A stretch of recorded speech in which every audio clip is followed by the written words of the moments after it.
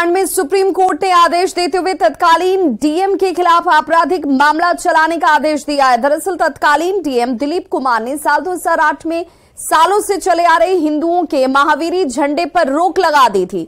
DM के आदेश पर कई लोगों की गिरफ्तारी की गई थी। लंबे समय तक कोर्ट में यह केस चलता रहा और पटना हाई कोर्ट ने डीएम के खिलाफ आपराधिक मुकदमा चलाने के आदेश दिए। हाई कोर्ट के आदेश को दिलीप कुमार ने सर्वोच्च न्यायालय में चुनौती दी, जिस पर सुप्रीम कोर्ट ने फैसला सुनाते हुए हाई कोर्ट के फैसले को बरकरार रखा है। 13 साल बाद मिले इस न्याय से स्थानीय लोगों में काफी खुशी है।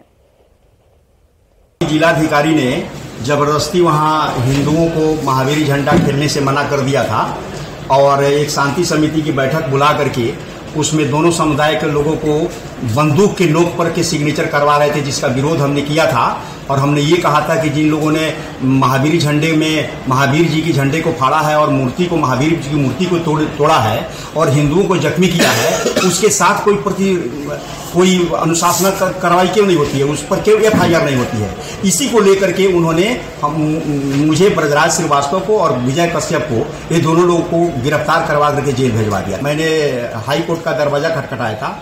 हाई कोर्ट ने डीएम दिलीप कुमार पर आपराधिक मुकदमा चलाने का आदेश पारित किया और उस आदेश के खिलाफ वो सुप्रीम कोर्ट गए थे और सुप्रीम कोर्ट ने पुनः हाई कोर्ट के उस ऑर्डर को सही पाया है और उन पर आपराधिक मुकदमा चलाने का आदेश पारित किया है।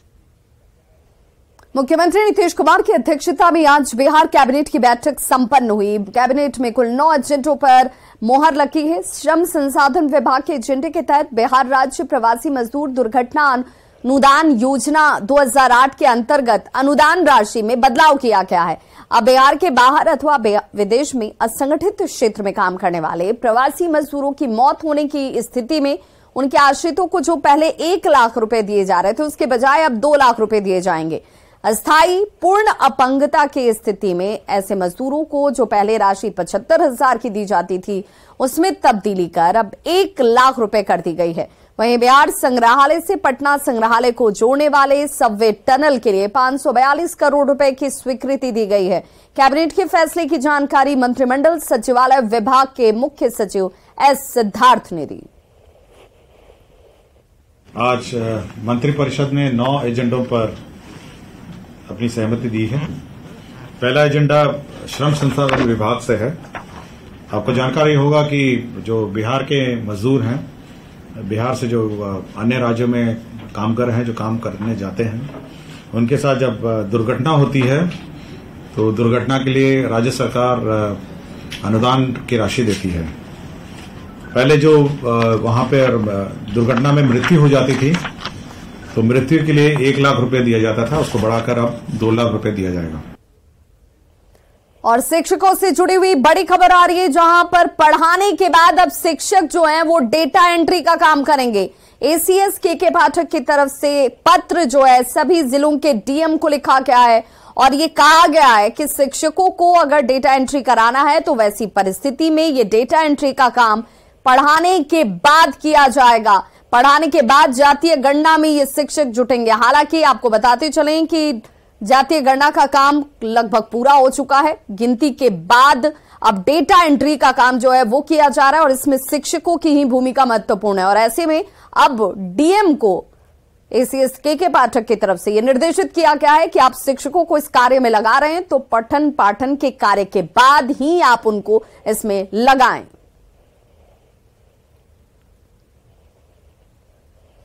पटना के बापू सभागार में पंडोखर सरकार का दिव्य दरबार लगा। आज पंडोखर सरकार करीब 300 पर्चियों को निकालेंगे। इन पर्चियों को पंडोखर सरकार के नाम से मशहूर गुरु शरण शर्मा ने 1 दिन पहले ही तैयार कर लिया है।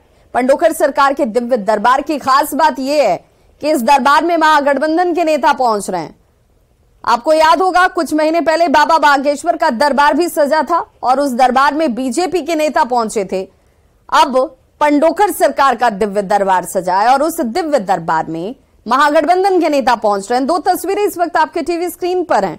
मंत्री समीर महासेठ और जितेंद्र कुमार राय इस दरबार में पहुंचे। पंडोखर सरकार भी ठीक उसी तरह से पर्ची निकालते हैं जैसे बाबा बागेश्वर निकालते थे।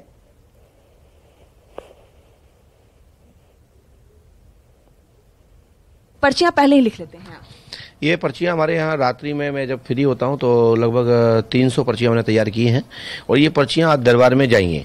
ये कौन आने वाले हैं, जैसे किसी जवाब नहीं मिला बस इतना ही आया तो मैंने इतना ही लिखा, किसी का ये जवाब आया तो मैंने इतना लिखा, किसी का इतना जवाब तो मैंने इतना लिखा, जैसे समय आदेश होता है मैं उतना लिखते चला जाता हूँ। और उसके बाद जो आगे के प्रश्न होते हैं फिर आगे उस पर चर्चा करते हैं कि आपकी क्या समस्या है, क्या परेशानी है, क्या नाम है और क्या आपका जन्म तारीख है, ऐसा सब लिखते हैं और उसकी परेशानी कब तक खत्म होगी, कैसे होगी, उसका समाधान पूरा उत्तर सब लिखा होता है। गुरुजी, दिव्य दरबार पटना में लग रहा है, पहले भी एक दिव्य दरबार लगा बागेश्वर धाम सरकार का, लेकिन इस बार पांडोखर सरकार का दिव्य दरबार, दोनों में भिन्नता क्या है? देखिए, श्री पांडोखर सरकार मध्य प्रदेश में जिला दतिया तहसील भांडेर के अंतर्गत आने वाली ग्राम पंचायत पांडोखर है, जहां स्वयं हनुमान जी पांडोखर सरकार विराजते हैं। पांडवों की तपोभूमि है। यहाँ पर पांचों पांडवों ने अज्ञातवास के दौरान 5 दिन का समय बिताया था।